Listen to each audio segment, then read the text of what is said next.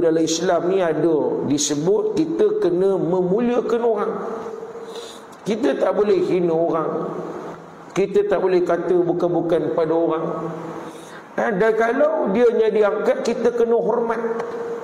Jangan burukkan peribadi. Ni hari ni saya tengok, dia keluar pula cerita babat liwat ni. Dulu tak bawa keluar. Tuan-tuan, nak sebut macam mana? Saya rapat dengan almarhum Pak Sumit. Bahkan Pak Su anggap saya lebih daripada anak dia lagi.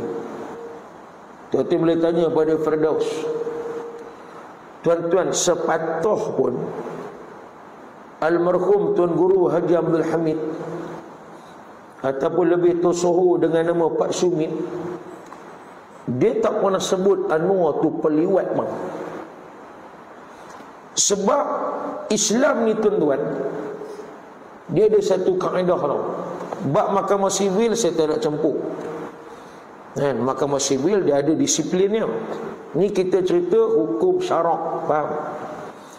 Sebab dari dulu kok ni yang tutup guru duk ceramah, duk ajar, duk didik. Idra'ul hudud bisyubhat. Hukum hudud dia akan gugur bila mana ada sedikit syubhat, keraguan. Gugur langsung.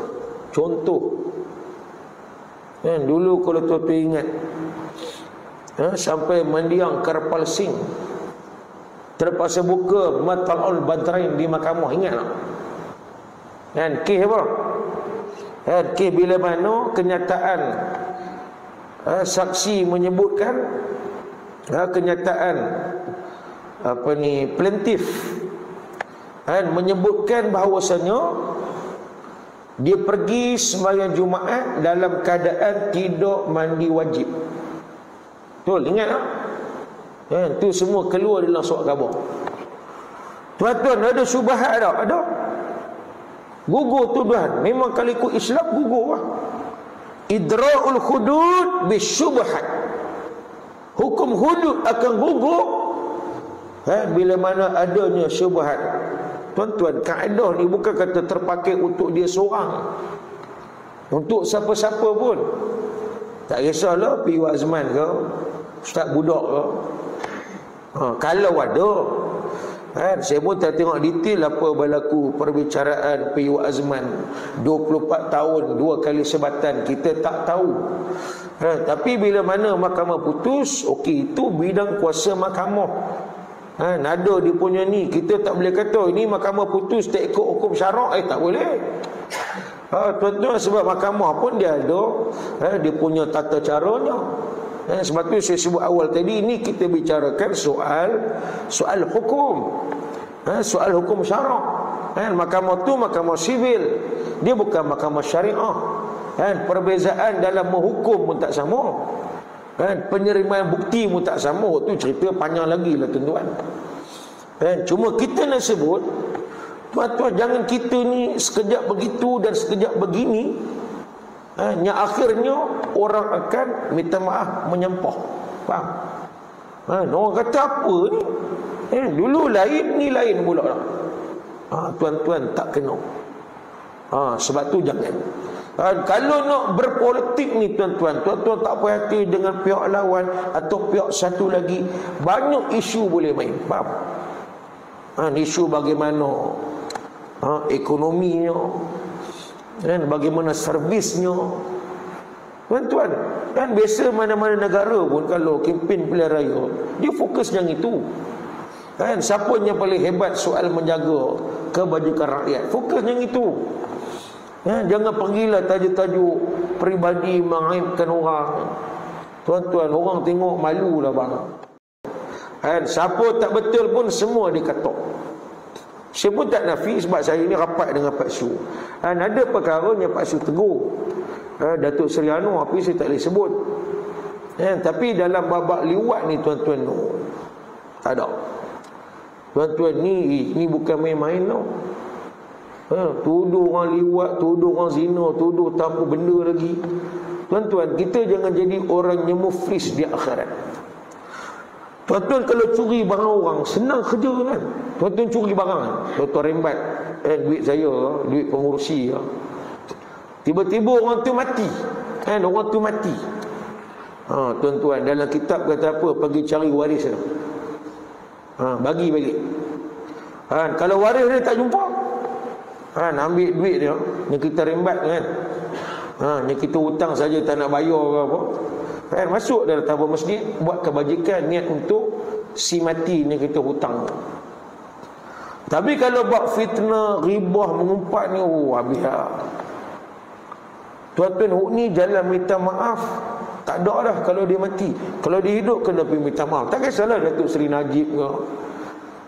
Kita fitnah, bini dia ada Grab, contoh. Ini saya sebut umum ni semua. Tak kisah siapa. Ribah dengan fitnah ni bahaya, tuan. Kalau kata pemimpin yang ketumpat itu dia mati, tuan-tuan, habis mampu kita.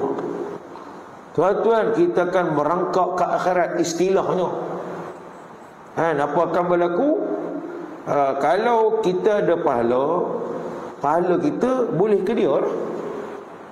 Kalau kita tak ada pahala, dosa dia kita tanggung, nak mampu. Tuan-tuan, tu kata berat. Yang kata pemimpin, kita umpat siapa pun, orang surau ni ke kan. Kita umpat pengurusi, pengurusi ni tong-tang contoh. Tuan-tuan, siaplah kita.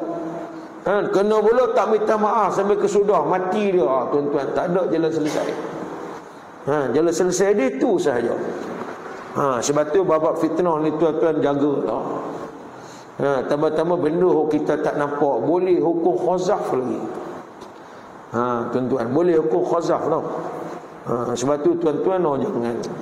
Sebab benda-benda ini dia membabitkan maruah bukan seorang individu, termasuk ahli keluarga dan seluruh keturunannya.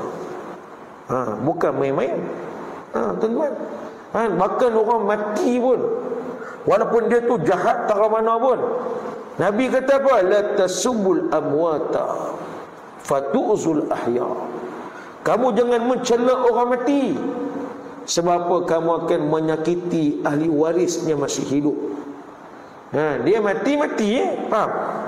Dia selesai tau. Orang nak menanggung untuk ahli waris lah, kesian. Kita kata macam-macam. Tambah-tambah ni zaman sosmed.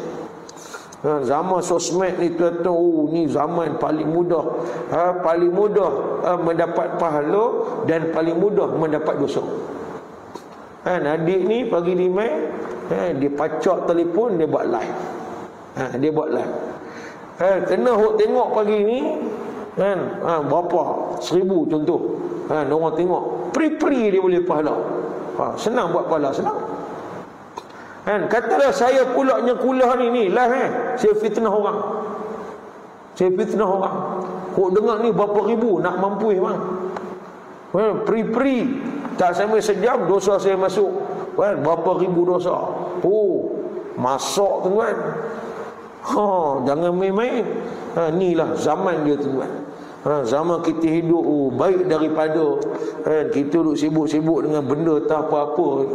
Tuan-tuan fikir apa yang berlaku di Lebanon, di Gaza sekarang lagi bagus.